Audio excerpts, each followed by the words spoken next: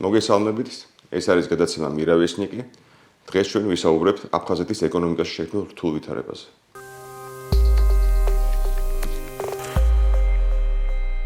დღეს ჩვენი სტუმარი გახლავთ აკადემიკოსი ლადო პაპავა. ბატონო, მოგესალმებით. სალამი, მადლობა მოწვევით.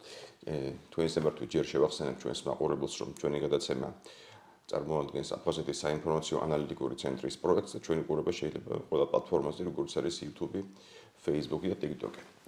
ბატონო ლადო, ყველა მიცით რა ხდება აფხაზეთში, იქ იქნება ახლა ვადამდელი ეგრეთ წოდებული საპრეზიდენტო არჩევნები და ამ ეტაპზე ჟანია იყოფება მოსკოვში. თვალშორის პუტინის მიწვევით, რა თქმა უნდა, ეს ნიშნავს, რომ კრემლი დაუჭერს მხარს ჟანიას კანდიდატურას. ეს საკითხი, ეს კრიზისი გამოიწვია პრინციპში მათ შორის ეკონომიკურმა საკითხებმა. საინვესტიციო შეთანხმება ორმხრივი სოხუმსა და მოსკოვის შორის, რომელიც აშინებს ძალიან აფხაზური საზოგადოების ძალიან დიდ ნაწილს. აი მოდი ეკონომიკური თქვენ ახლა ეკონომიკის პროფესორი ბრძანდებით, ჩემი რექტორიც იყავით ერთ დროს. აი რომ გავშევოთ აფხაზეთის ეკონომიკაში არსებული ეს მდგომარეობა და ვისაუბროთ მათ საერთოდ რა მომავალი და რა გამოსავალი გააჩნიათ. ერთი არის ცხადია ეს, რომ რუსეთმა წალეკოს ფლიანად იქაურობა, ჩადოს იქ ბევრი ფული და ითვისოს უძრავი ქონება. ეს ერთი, რომელიც მათ არ უნდათ. კიდევ რა გამოსავალი გააჩნიათ მათ? კი ბატონო, იმისთვის რომ პასუხი გავცეთ ამ თქვენი საინტერესო კითხვებს, მე დავიწყებდი ცოტა შორიდან. კერძოდ გავიხსენებდი 2003 წელს.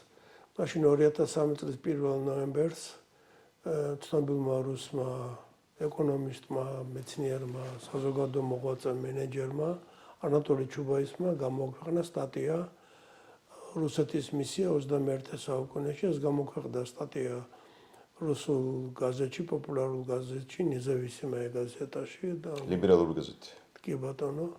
და სხვათა შორის მე რამდენადაც მახსოვს, დღესაც ხელმისაწვდომია ეს სტატია, შეიძლება ვინც დაინტერესდება წაიკითხოს. იქ წერს ძალიან საინტერესო სტატია არის ბრწყინვალე, წასაკითხად ძალიან საინტერესო. სადაც დაყენებული ასე საკითხი თავიდან შეიძლება თუ არა რუსეთი გახდეს ნატოს წევრი ან რუსეთი გახდეს ევროკავშირის წევრი. პასუხი არის მარტივი, რუსეთი იმდენად დიდია, რომ ვერც ნატოში ჩაეტევა და ვერც ევროკავშირში. მაშინ რა უნდა იყოს რუსეთის მისია 21 საუკუნეში. და ამ კითხვაზე წერს ავტორი პასუხს ასეც, რომ რუსეთმა უნდა შექმნას ახალი ლიბერალური იმპერია პოსტსაბჭოთა ტერიტორიების ყოფილი საბჭოთა რესპუბლიკების ჩათვლით და ამის მექანიზმი უნდა იყოს არა სამხედრო ოკუპაცია, არამედ ეკონომიკური ბერკეტების გამოყენება, ქონების შეძენა, მიწების შეძენა, ქონების შეძენა, მსხვილი სამრეწველო და არა მარტო სამრეწველო ობიექტების კონტროლი და პრაქტიკულად 2003 წლიდან და სადღაც 2006-2007 წლამდე რუსეთის პოლიტიკურ ელიტაში ძალიან პოპულარული იყო სწორედ ეს ლიბერალური იმპერიის რუსული კონცეფცია. ისე სამართლიანობა უნდა აღინიშნოს, სამართლიანობისთვის უნდა აღინიშნოს, რომ პირველად ლიბერალური იმპერიის კონცეფცია შექმნეს ბრიტანელებმა, ძირითადად იგივე იდეა იყო ჩადებული, შემდეგ ამერიკელებმა და ბოლოს ეს არის რუსული კონცეფცია. რუსებმა დაიწყეს კიდევაც ამ მიმართულებით ამ კონცეფციის რეალიზება. სხვადასხვა ქვეყანაში უწინარესყოლისა მის გარშემო მყოფ ქვეყნებში, ყოფილ საბჭოთა რესპუბლიკებში ძირითადი აქტივების შესყიდვით. საქართველოშიც მოასწრეს. საქართველოშიც მოასწრეს, რა თქმა უნდა, ყველაზე კარგად ცნობილი არის ისეთი ობიექტები, როგორც იყო ენერგეტიკული ობიექტები და არა მარტო უშუალოდ საქართველოს მთავრობიდან შეძენა, არამედ შეძენა მაგალითად თელასი 90-იან წლების ბოლოს პრივატიზებული იყო ამერიკულ კომპანიაზე, AES-ზე, რომელიც გაკოტრდა თავის სამშობლოშიც, გაკოტრდა ყველა მისი ფილიალი არგენტინაში, უკრაინასა და საქართველოში და აქტივები გაყიდეს. აქტივები იყიდა 2003 წლის ზაფხულში, სწორედ RAO-მა, რუსულმა ელექტროგიგანტმა და მისთვის თავარი არის არა ის, რაც წარმოადგენს დაუშვათ თბილისის ენერგოსისტემა, ამ სრულიად საქართველოს ენერგოსისტემა, არამედ ინსტრუმენტი, რომელიც მას ექნება ხალხ ეკონომიკური და სწორედ ლიბერალური იმპერიის თავარი კვაკუთხედი არის, რომ ჩვენ არა იარაღი დავამყაროთ კონტროლი, არამედ ეკონომიკური მექანიზმები. ამიტომ ის რაც ხდება აფხაზეთში, აფხაზური საზოგადოების პროტესტი, ეს ადამიანურად გასაგებია, იმიტომ რომ იცით, როცა საუბარი არის ისეთ მნიშვნელოვან აქტივზე, როგორც არის მიწა, როგორც არის უძრავი ქონება, ეს ძალიან მნიშვნელოვანი. იმ თვალსაზრისით, რომ ეს პრაქტიკულად განსაზღვრავს რას სასიცოცხლო სივრცე შეიძლება თვითონ იმ ერთს, რომელიც ამ ქვეყანას წარმოადგენს. ამიტომ აფხაზეთის მოსახლეობის მხრიდან ეს რეაქცია ჩემთვის ნამდვილად გასაგებია.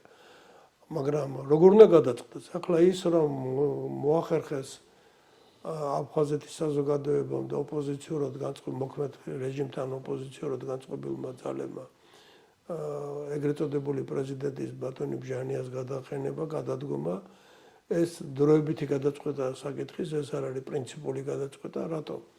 იმიტომ რომ ის ამოცანა, რომელიც მოსკოვმა დააყენა სუხუმის წინაშე, დღის წესრიგიდან მოხსნილი არ არის. გაწეული არც არის კანონის სხვა რა თქმა უნდა, ჯერ ერთი გაწეულიც რო იყოს იმის შემოbrunებას რა უნდა და მით უფრო გაწეული არ არის ასერთი და მეორე ვინც არ უნდა გახდეს შემდეგი ეგრეთ წოდებული პრეზიდენტი, იქნება ეს ბჟანია, ბატონი ბჟანია თუ იქნება ვინმე სხვა, ის ვერც ვერ აულის იმ სირთულეებს, რომელიც სირთულეების წინაშეც დადგება აფხაზეთი რუსეთთან მიმართებაში. თუნდაც ის ფაქტი, რომ ახლა სიტყვაზე თუ რუსეთი მათ არ გადაუხდეს მოხმარებული ენერგიის საფასურს თვითონ მოუწევ გადახდა. რა თქმა უნდა, უზარმაზარი ხარჯი იქნება მათთვის. ეს რა თქმა უნდა ძალიან დიდი მნიშვნელოვანი ხარჯია და პლუს ამას რუსეთს აქვს ასეთი ბერკეტები, საბიუჯეტო ბერკეტები მარტო ელექტროენერგიის ხო არა. რამდენი პროცენტიანია და ნახევარზე მეტია ხო? პრაქტიკულად ასე არის, ნახევარზე მეტია. ეს საკმაოდ სერიოზული ტვირთია და აი იცით ძალიან დიდი მნიშვნელობა სახელმწიფოებრივი დამოუკიდებლობისთვის აქვს თვითმკვლელობის ეფექტი. აი თვითმკვლელობა ძალიან ბევრი ქვეყნისთვის პრობლემურია. თვითმკვლელობა მარტო იმას არ ნიშნავს, რომ შენ ყველაფერი შენ თვითონ დაიკმაყოფილო. შენ უნდა კონდეს ეს შეუძლებელია ხო? 100%. რა თქმა უნდა, ეს ავტარკიას ნიშნავს და კარგიც არ არის, მაგრამ საუბარია იმაზე, რომ შენ შეგეძლოს ისეთი შემოსავლები მიიღო ექსპორტით, ან ფულადი გზავნილებით, ან ინვესტიციებით, რომელიც დააბალანსებს შენგან ვალუტის გადინებას და უშუალოდ იმპორტის განხორციელების მიზნით, იმიტომ რომ ყველაფერი შენ ვერ აწარმოებ. ამიტომ ეს თვითმკვლელობის პრობლემა ძალიან ბევრი ქვეყნისთვის არის და რაც უფრო მცირე ზომის არის ქვეყანა, მით უფრო პრობლემურია თვითმკვლელობის საკითხი. მაგრამ აქ მარტო ზომის ამბავი არ არის. ჩვენ პრაქტიკულად ხედავთ ასეთ რამეს, რომ აი ეს ტერიტორიები, რომელიც აღმოჩნდნენ მოსკოვის კონტროლის ქვეშ, დიდად არც ერთი არ არის განვითარებული. მოდი, ახლა თქო პარალელს ალბავლებ არანაირად. სომხეთ დამოუკიდებელი სახელმწიფოა, მაგრამ იქ თავის დროზე მოიკიდა სერიოზულად ფეხი რუსეთმა და ეხლა ცდილობენ სომხები რომ ესე თქვა დააღწიონ თავიანთ დამოუკიდებლობას. შეიწყიდა ძალიან ბევრი ესე თქვა სტრატეგიული ობიექტი, ყველაფერი ლამის მე მგონი მის ხელშია და ჩვენ ნახეთ რომ სამწუხაროდ ვერ გავინტერდა ეკონომიკურად. აი ძალიან კარგად დააყენეთ ბატონ თორნიკე, გავიხსენებ ასეთ რამეს, აი რითაც დაიწყე ლიბერალური იმპერიის შექმნა რუსეთმა. პირველ რიგში დაიწყო ჩვენი მეზობლით სომხეთით. იმიტომ რომ ერთი პერიოდი რუსეთი თვლიდა რომ კავკასიაში სომხეთი მოსკოვისთვის იყო ფორპოსტი, ხოდაშორის ჩვენი სომეხი კოლეგები, მეცნიერები, ექსპერტები ცოტა შეურაცხყოფილად აზრობდნენ თავს, რომ ჩვენ ვარ დამოუკიდებელი სახელმწიფო და არა მოსკოვის ფორპოსტი კავკასიაში. მაგრამ ეს იყო ასეთი დამოუკიდებლობა. და მართლაც ლიბერალური იმპერიის განხორციელება კავკასიაში უმთავრესად სომხეთის ხარჯზე განხორციელდა. ასე გადაედგა პირველი ნაბიჯები. მაგალითს მოვიყვან. რუსეთის რკინიგზა მიმყიდა სომხეთის რკინიგზა და სახელი შეუცვალა. რომელსაც დაარქვა სამხრეთ კავკასიის რკინიგზა. Южно-Кавказская железная дороги. ახლა წარმოვიდგინოთ ძვირფასო მეგობრებო, სომხეთი ხო არ არის მთლიანად სამხრეთ კავკასია, საქართველო, აზერბაიჯანია, მაგრამ უკვე სახელი შეცვალა და ამით მინიშნება, ანუ განაცხადი გააკეთა, რომ ეს უნდა გახდეს საბოლოო ჯამში მთლიანად სამხრეთ კავკასიის ერთიანი რკინიგზა. ამიტომ რუსეთისთვის ეს პრინციპულია და რაც თავარია, თვითონ ჩემი სამეხი კოლეგების არაერთხელ აღუნიშნავთ სხვადასხვა საერთაშორისო შეხვედრებზე, როცა კონფერენციებზე თუ სემინარებზე შეხვედრი ვართ, ვთქვამთ, რომ აი კი გადავიდა მთელი რიგი ობიექტები რუსული კომპანიების, რუსული გიგანტების ხელში, მაგრამ ეს არ ნიშნავს, რომ ყველა კომპანია მუშაობს ან ეფექტიანად მუშაობს. ეს არის სწორედ ლიბერალური იმპერიის ინტერესში, რომ რაც შეიძლება აკონტროლოს ეკონომიკური ისე თქვა განვითარება, არა კონტროლის მექანიზმი. ამიტომ აი ეს პრობლემა ახლა აფხაზეთისთვის საკმაოდ სერიოზული პრობლემაა. კიდევ ერთხელ ვიმეორებ, მოსკოვმა შეიძლება შეცვალოს თავის ტაქტიკა, აღარ დაუჭიროს ბჟანიას ხარი, ვიღაც სხვა წამოწიოს, ესეც არ არის თეორიულად გამორიცხული. მაგრამ ვინც არ უნდა წამოწიოს, ექნება მას ის მექანიზმი, რომ ამ მოთხოვნის არ დაკმაყოფილებით ქვეყანას სხვა განვითარების შესაძლებლობა. აი, სწორედ აქ მივიდივარ ცენტრის მომენტამდე. ამ ბოლო პერიოდში ამდენადაც მე ვიცი, ეს არ ხმაურდება, მაგრამ ხორციელდება ქართულ-აფხაზური ერთობლივი რაღაც ეკონომიკური პროექტები, რაღაც საწარმოები იქნება, მაგრამ გვაქვს ჩვენ შანსი ამ პირობებში, როცა ჭირს, რა თქმა უნდა, მაინც აწყობა მსგავსი თემების აფხაზეთში, გასაგები ელემენტარული უსაფრთხოების საკითხია. რაღაცნაირად ესე ვთქვათ, ჩვენი ქართული ბიზნესის დახმარებით იქ გაჩნდეს აფხაზეთში ალტერნატიული ეკონომიკური განვითარების. იცით, ამის შესაძლებლობა არის, თავარი არის, როგორ იქნება სოხუმის დამოკიდებულება და კიდევ უფრო მეტად როგორ იქნება მოსკოვის ზეგავლენა სოხუმზე. აი მე მახსენდება 90-იანი წლების სადღაც 96-97 წლები, როდესაც წარმატებით განხორციელდა საქართველოში ფულის რეფორმა, შემოვიდა ლარი, ის სტაბილური იყო და პარალელურად უფასურდებოდა რუსული რუბლი. და მაშინ ასეთი ინფორმაციაც კი გაჟღერდა, რომ როგორც აფხაზეთის ტერიტორიაზე, ისე სამაჩაბლოს ტერიტორიაზე ძალიან პოპულარული იყო ქართული ლარი და ხშირად ჩინოვნიკები, როცა დოლარი საკმარისი არ იყო, ქთამის თვალსაზრისით ლარს აძლევდნენ, ლარს უპირატესობას ანიჭებდნენ გაუფასურებელ რუბლთან მიმართებაში. მახსენდება 97 წელი, როცა სოხუმიდან ჩამოვიდა დელეგაცია, მას ხელმძღვანელობდა ერთ-ერთი ოფიციალური პირი და მას ჩამოყრნენ ბიზნესმენები. და მაშინ ამ ბიზნესმენებთან მე როგორც საქართველოს ეკონომიკის მინისტრს ჰქონდა შეხვედრა და სწორედ საუბარი იყო, რომ ამ დროს ლარი იყო სტაბილური ვალუტა და ჩვენ შევთავაზეთ ასეთი სქემა. რამდენიმე ქართულ მეტნაკლებ აფხაზურ ბანკს ჰქონდა მოსკოვში ფილიალები გახსნილი და უთხარით, რომ აი თქვენ შეგიძლიათ იმუშაოთ არა თბილისით, არამედ მოსკოვით. იმუშაოთ მოსკოვით, იმიტომ რომ არის ქართული ბანკების ფილიალები და გამოიყენოთ ლარი. ამ ბიზნესმენების რეაქცია იყო წმინდა ეკონომიკური თვალსაზრისით, კომერციული თვალსაზრისით უაღრესად პოზიტიური, მაგრამ ამ საქმიდან არაფერი არ გამოსულა. მოსკოვის რა თქმა უნდა. ამიტომ ეს საკითხი, პრინციპული საკითხია, იცით, ახლა ჩვენ ვიძახით, რომ ჩვენ გვინდა დავბრუნდეთ აფხაზეთში. ამასინათ უსმინე აკადემიკოს რამაზ ხუროძეს და მან წინვალე შეცვალა ფორმულირება. ჩვენ კი არ გვინდა მარტო აფხაზეთში დავბრუნდეთ, აფხაზეთი გვინდა რომ დავბრუნდეს საქართველოში. ანუ აფხაზებიც იყვნენ საქართველოში და ჩვენც ვიყოთ იქ.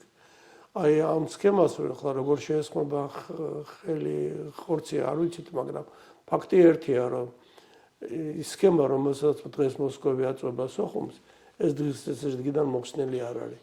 ხოლო ვინც არ უნდა გახდეს თუნდაც ოპოზიციური ლიდერი, ხელმძღვანელი, მას ექნება სერიოზული ალტერნატივა.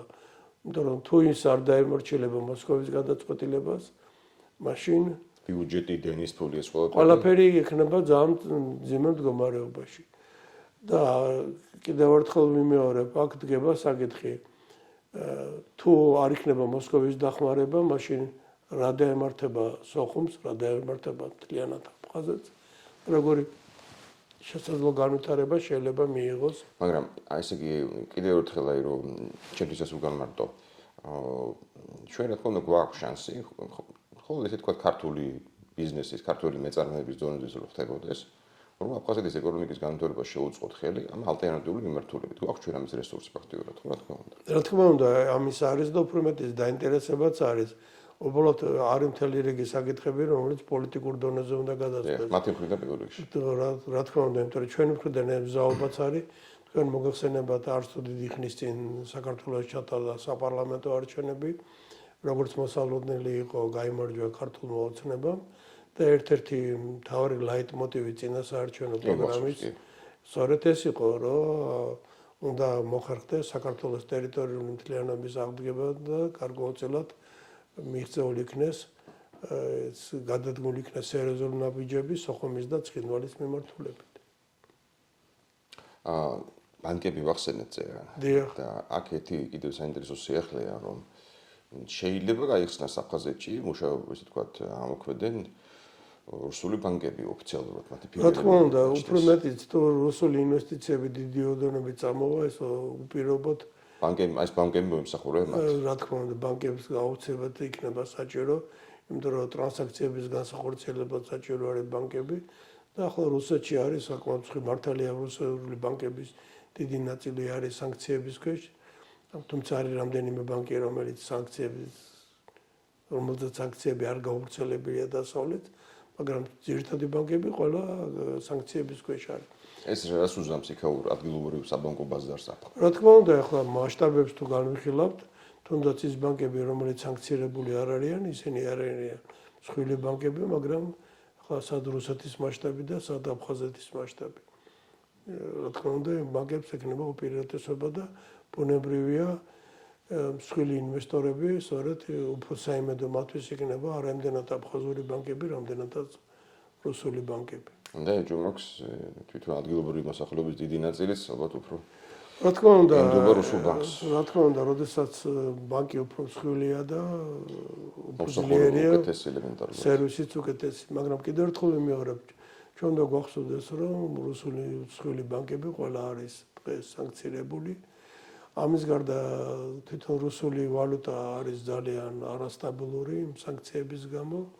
თუმცა აფხაზებს დღეს სხვა არჩევანი არ აქვს. სხვა ვალუტა არც აქვს და სხვა არჩევანიც არ აქვს. ფაქტობრივად გინდა არ გინდა რუსული რუბლი, რომელიც დიდი ფინანსური წრეხის ქვეშ იმყოფება და ეს ყველასთვის ნათელია, სხვა გზა მაინც არ აქვს. ანუ რუსეთ-მოსკოვის მიზანი რა არის, რომ ახლა მოსკოვი კარგად ხედავს როგორი განწყობა აფხაზეთში. აფხაზეთს ნამდვილად არ აქვს სურვილი, რომ გახდეს რუსეთის შემადგენლობის ერთ-ერთი რეგიონი. ახლა რა სტატუსს მისცემს მოსკოვი ეს სხვა არის. ნამდვილად არ აქვს უნდა რომ დამოუკიდებლობა შეინარჩუნოს, მაგრამ ამ დამოუკიდებლობას გარკვეული საფასურის უნდა გადაუხადოს. იმიტომ რომ ეს დამოუკიდებლობა პრაქტიკულად მოსკოვით არის უზრუნველყოფილი. ჩვენ ვიცით უკვე ჩვენს მაგალითზე რომ დამოუკიდებლობა ეს რა თქმა უნდა დიდი პატივია და ფუფუნებაა, მაგრამ ამავე დროს თუნდაც ილუზორული დამოუკიდებლობა, ხა რატო ვიძახი იცით დამოუკიდებლობას ილუზორულს? იმიტომ რომ დამოუკიდებელი არის სახელმწიფო, რომელიც არის აღიარებული მსოფლიოს ბევრი სახელმწიფოს მიერ არის გაეროს წევრი და სტანდარტი არის ჩვეულებრივი. ახლა ერთი-ორი სახელმწიფო თუნდაც ისეთი დიდი როგორც რუსეთია ის რომ აღიარებს შენ დამოუკიდებლობას, რა თქმა უნდა ესეც პირობითად დამოუკიდებლობა. ეს ალბათ უფრო მათზე დამოუკიდებლობას ნიშნავს.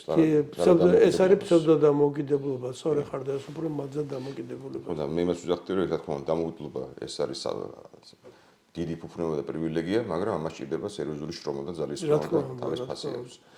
ამიტომ როგორი გადაწყვეტილებაც არ უნდა მიიღოს აფხაზეთის მოსახლეობის დიდი მონაწილეობა არჩევნებში, ვისაც არ უნდა დაუჭიროს ხარი, ის ვინც გახდება მომავალი პრეზიდენტი, ეგრეთ წოდებული პრეზიდენტი, მას მაინც ექნება პრობლემები მოსკოვთან მიმართებაში. ბატონო, და ბოლოს რა მინდა კითხოთ ახლა თქვენ კი ეკონომისტები ზანდებით, მაგრამ გეოპოლიტიკაშიც გაიგებათ ბარიერზე უკეთ. გააქტიურდა ძალიან მოსკოვი აფხაზეთის მიმართულებით და ჩქარობს რეალურად ამ ანექსიის განხორციელებას უკრაინაში ომის ფონზე, საომარი მოქმედების პარალელურად. ეს არის თქვენი აზრით რაიმე კავშირში, ეს ორი მოვლენა, ომი და აფხაზეთში ანექსიის იცით, რუსეთი საკმაოდ დიდი მასშტაბის მქონე ქვეყანაა. შეუძლია ორივე ცხადია. რა თქმა უნდა, მისთვის ახლა აფხაზეთი არ წარმოადგენს იმ დონის სუბიექტს, რომელთანაც გამკლავება მას არ შეეძლოს. აფხაზეთი კი არა, მასზე დიდი ტერიტორიების მქონე რესპუბლიკები არ არიან იმ ძალის რო გაუკლავდნენ. ჩვენ ხედავთ, რომ მიუხედავად დასავლეთის სერიოზული ძალისხმევისა, როგორ უჭირს უკრაინას და როგორ განადგურებულია პრაქტიკულად უკრაინის სამხრეთ-აღმოსავლეთი მხარე. და ახლა სოხუმი არ წარმოადგენს ისეთ მნიშვნელოვან რამეს, რომ მოსკოვის ძალები ამას არ ეყოს.